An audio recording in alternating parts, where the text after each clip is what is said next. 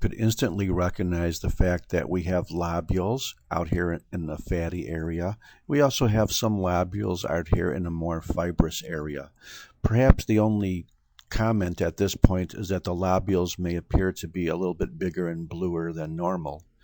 Well, the reason why they are bigger and bluer than normal is because they are. And in addition, if you take a relatively more normal looking lobule, you'll notice that even though it is perhaps a little bit bigger and bluer, you can still see remnants of lumen inside most of these acini, like there, like there, like there, like there.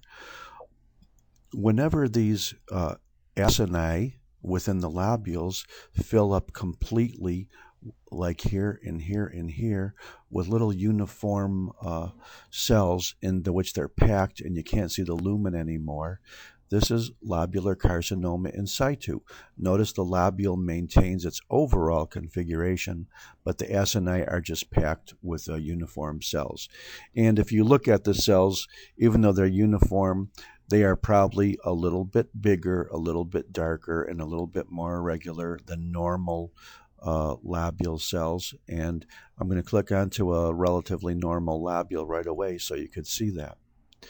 See how these are a little bit smaller.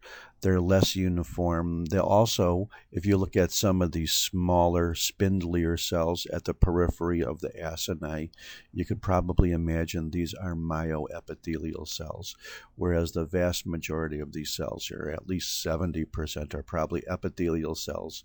Notice that these acini have lumen. Almost every one of them does.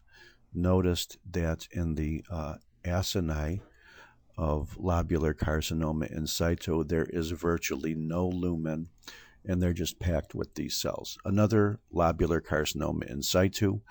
What more can we say? Actually, I can't think of anything to say except lobular carcinoma in situ is usually found as an incidental finding because these things do not form palpable and often not even radiologically apparent tumors. So, because they're found as an incidental finding and they often do not infiltrate, usually for many years, many times, in fact most times, the surgeons will not elect to do mastectomies. The bad news is that whenever these things do decide to infiltrate, they infiltrate in a very insidious, diffuse pattern called Indian file, in which the fibrous tissue is completely mixed in with these linear streaks of tumor cells. But we don't have that here. However, you would look very carefully at this entire biopsy to see if there is any infiltration, because if you do find it, it changes this disease from basically a sort of a benign cancer into a very, very, very nasty one. Thank you very much.